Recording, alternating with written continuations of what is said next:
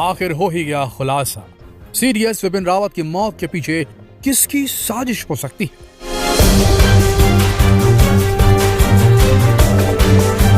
इस वीडियो के अंत तक बने रहिए दोस्तों। यह बेहद महत्वपूर्ण वीडियो है हर भारतीय के लिए। इसे सभी का जानना जरूरी है। सीडीएस विपिन रावत एक ऐसे हेलीकॉप्टर पर सवार थे जिसके अगर दोनों इंजन, सही सुना आपने, एक नहीं दो इंजन थे उस हेलीकॉप्टर में, अगर दोनों इंजन भी फेल हो जाएं तब भी वो समय रहते सेफ लैंड कर सकता था।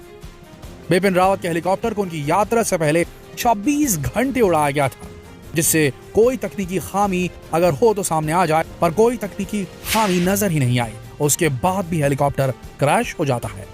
इस हेलीकॉप्टर को वीवीआईपी मूवमेंट के लिए मॉडिफाई तक किया गया था।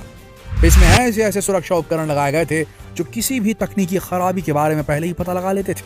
फिर भी क्रैश हुआ विपिन रावत जी का हेलीकॉप्टर।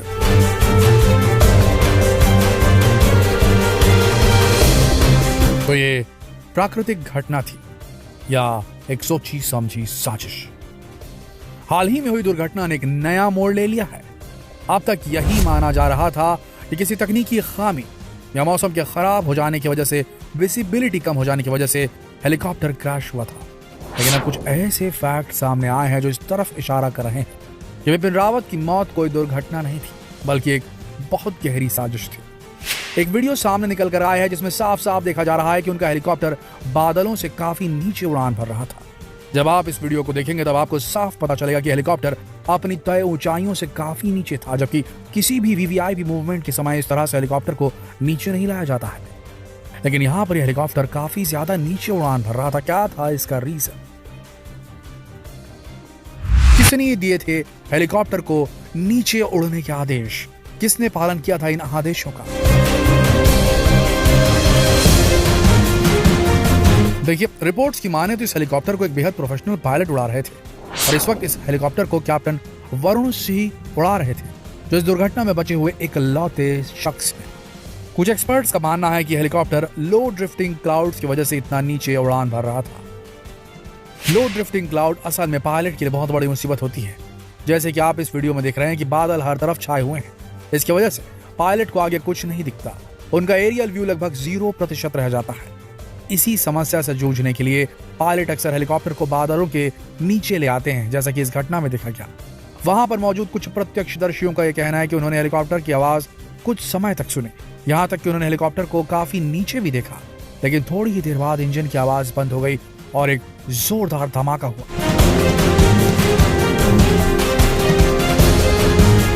लेकिन आपको बता दें, कोई मामूली हेलीकॉप्टर नहीं था, बल्कि Mi-17V5 हेलीकॉप्टर था। इस हेलीकॉप्टर की सबसे बड़ी विशेषता यह है कि एक नहीं बल्कि 2 इंजन वाला हेलीकॉप्टर है। यहाँ तक कि अगर इसके दोनों इंजन फेल हो जाएं, कोई बड़ी से बड़ी तकनीकी खराबी क्यों ना आ जाए, इसके बाद भी बड़ी आसानी से इसे सुरक्षित तरीके से लैंड कराया जा सकता है। लेकिन यहाँ पर ऐसा कुछ भी नहीं हुआ। यहाँ तक कि जब विपिन रावत और उनकी पत्नी को इस हेलीकॉप्टर में ले जाया जा रहा था, उससे पहले इस हेलीकॉप्टर ने 26 घंटे की उड़ान भरी थी, जिसमें किसी भी तरह की कोई तकनीकी खामी सामने आई ही नहीं थी। लेकिन हैरानी तब होती है कि ऐसा हेलीकॉप्टर जो बिना इंजन के भी लैंड कर सकता है, यहाँ तक कि उसमें कोई भी तकनीकी खराबी सामने नहीं आई थी, आखिर ये क्रैश हुआ तो हुआ कैसे?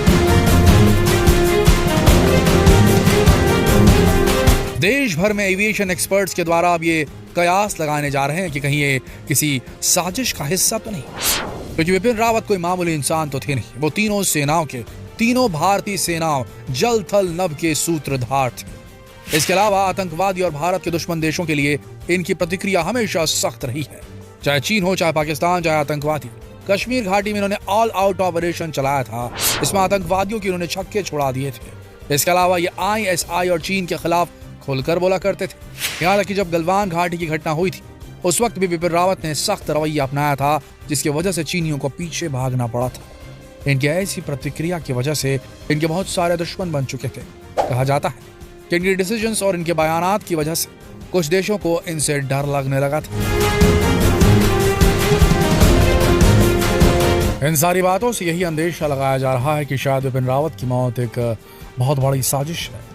इस पूरे घटनाक्रम में कुछ एक्सपर्ट्स की कुछ थ्योरी सामने आई है। कुछ का यह कहना है कि हेलीकॉप्टर में हुए ब्लास्ट की वजह कोई बम भी हो सकता है कि किसी ने विपिन रावत के हेलीकॉप्टर में बम प्लांट किया हो, लेकिन ये सिर्फ एक थ्योरी है।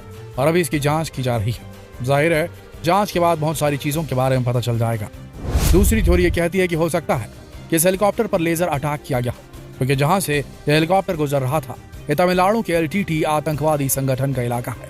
मुमकिन हो सकता है कि उनके हेलीकॉप्टर पर लेजर अटैक किया गया हो। लेकिन आपको बता दें कि ये सारी थ्योरी है, अभी जांच होनी बाकी है। लेकिन इस बात को भी नहीं झुठलाया जा सकता कि इस तरह के लेजर अटैक से कई बार बहुत सारी दुर्घटनाओं को अंजाम दिया गया है।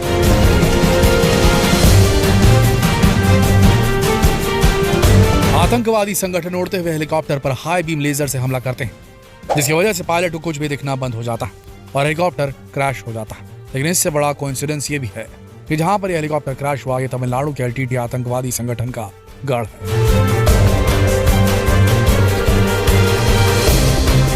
लेकिन दोस्तों अब इस दुर्घटना का सारा कच्चा चिट्ठा सिर्फ हेलीकॉप्टर के ब्लैक बॉक्स से पता लगाया जा सकता है। सेना को इस हेलीकॉप्टर का ब्लैक बॉक्स मिल चुका है। आपको बता दें कि हर विमान में ब्लैक बॉक्स होता है जो विमान के अंदर की सारी बातों को रिकॉर्ड करता है। एयर ट्रैफिक कंट्रोल से भी जो बात होती है और ये सारी बातें रिकॉर्ड हो जाती है। इसके अलावा ये ब्लैक बॉक्स पूरी तरह से टाइटेनियम शीट से बना होता है। इसी वजह से दुर्घटना चाहे कितनी भी खतरनाक क्यों न हो, इस ब्लैक बॉक्स को कुछ नहीं होता। किसी भी विमान दुर्घटना के वक्त विमान के परखच्चे उड़ जाते हैं। इस समय इस ब्लैक बॉक्स को पहचानने के लिए इसके ऊपर बहुत ही ब्राइट कलर से पेंट किया जाता ताकि दूर से ही इसे पहचाना जा सके। दोस्तों इस ब्लैक बॉक्स में दो तरह के रिकॉर्डर होते हैं। एक होता है कॉकपिट वॉइस रिकॉर्डर और दूसरा होता है digital flight data recorder. Cockpit voice recorder flight के अंदर की सारी बातों को रिकॉर्ड करता है। यहाँ तक कि ये रिकॉर्डर पायलट और फ्लाइट कंट्रोलर के बीच में हुई बातों को भी पूरी तरह से रिकॉर्ड करता है। फ्लाइट कंट्रोलर से जो भी कमांड दिए जाते हैं इस रिकॉर्डर में ये सारी बातें रिकॉर्ड हो जाती है। इससे पता चल जाता है कि दुर्घटना से ठीक पहले कॉकपिट के अंदर की सिचुएशन कैसी थी, कौन सी बातें हो रही थी, पायलट किस तकनीकी खराबी के बारे में बात कर रहा था। ये सारी बातें सामने आ जाती है।